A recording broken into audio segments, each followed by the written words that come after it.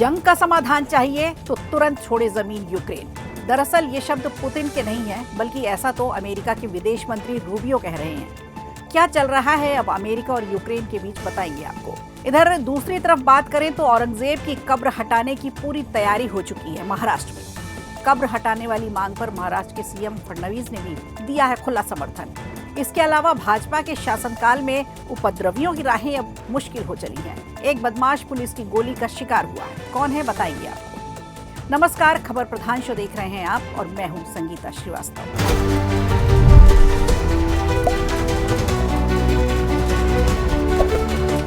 रूस और यूक्रेन के बीच चल रहे युद्ध को लंबा समय हो गया है। बाइडेन के कार्यकाल में शुरू हुआ यह युद्ध अब खत्म होने का नाम ही नहीं ले रहा। राजनीति के जानकारों की माने तो इस युद्ध की आग में बाइडेन सरकार ने घी नहीं बल्कि पेट्रोल डालने का काम किया है। लेकिन जैसे ही ट्रंप सत्ता में आए, वैसे ही यूक्रेन की सारी मदद रोक दी गई। ट्रंप और जेलेंस्की के विवाद के बाद अब अमेरिकी विदेश मंत्री रूबियो का बयान आया है। उन्होंने कहा है कि अगर यूक्रेन जंग का समाधान चाहता है तो उसे अपनी जमीन छोड़ने के लिए तैयार रहना चाहिए। इस बयान से तो ये समझ में आता है कि रूबियो 2014 से रूस के कब्जे वाले इलाके पर यूक्रेन को रियायत देने की बात कह रहे हैं, यानी यूक्रेन को इलाका छोड़ना ही होगा।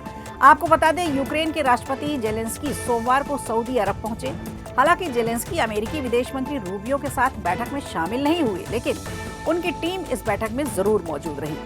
न्यूयॉर्क टाइम्स के मुताबिक इस बैठक का मकसद 27 फरवरी को ट्रंप और जेलेंस्की के बीच हुई तीखी बहस की भरपाई करना था। इस बैठक में यूक्रेन को मिलने वाली अमेरिकी सैन्य मदद और खुफिया जानकारी पर भी चर्चा हुई, लेकिन भरपाई करने पहुंचे रूबियो ने तो गजब बयान दे डाला।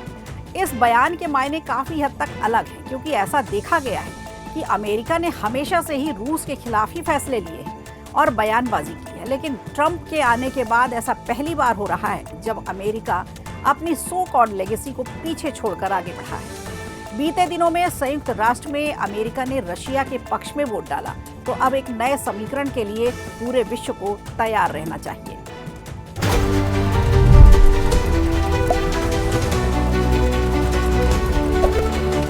इधर महाराष्ट्र के मुख्यमंत्री देवेंद्र फडणवीस ने छत्रपति संभाजीनगर जिले के खुलदाबाद से मुगल बादशाह औरंगजेब की कब्र हटाने की मांग का समर्थन कर दिया है।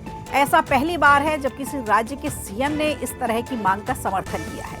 मुख्यमंत्री ने कहा है कि हम सब यही चाहते हैं, लेकिन आपको इसे कानून के दायरे में रहकर करना होगा, क्योंकि ये एक संरक्षित स्थल है। कुछ साल पहले कांग्रेस के शासनकाल में इस स्थल को एएसआई के संरक्षण में रखा गया था।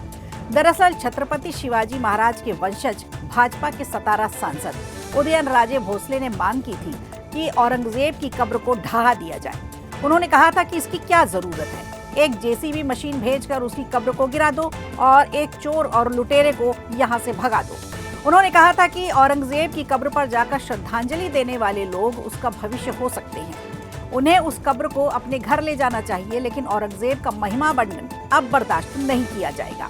उन्होंने मांग की थी कि छत्रपति महाराज, राजमाता जीजाबाई, शिवाजी महाराज और छत्रपति संभाजी महाराज के बारे में गलत बयान देने वालों के खिलाफ सख्त से सख्त कार्रवाई की जानी चाहिए। अब अगर औरंगजेब की कब्र की बात करें तो पता चलता है कि औरंगजेब की मृत्यु 1707 में 87 वर्ष की आयु में हुई थी।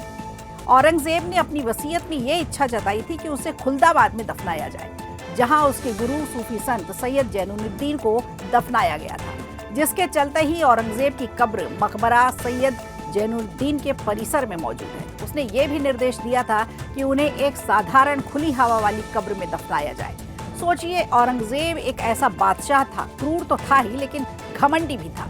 उसने कभी सोचा भी नहीं होगा कि ऐसा भी समय आएगा कि जिस भारत को वो अपने वालिद की जागीर समझता था, उस भारत में उसकी कब्र के लिए भी जगह नहीं बचेगी।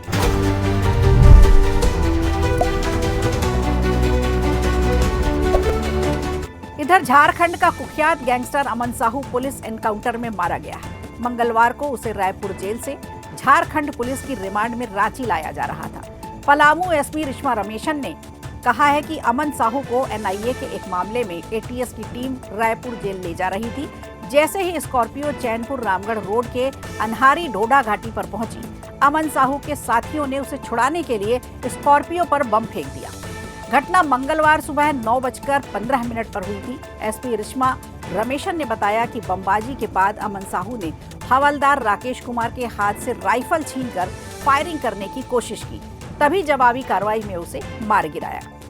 इस वारदात में हवलदार को भी गोली लगी है। फिलहाल हवलदार का इलाज चल रहा है। आपको बता दें, जहां घटना हुई वो थोड़ा जंगली इलाका है और मोबाइल नेटवर्क की वहां दिक्कत है।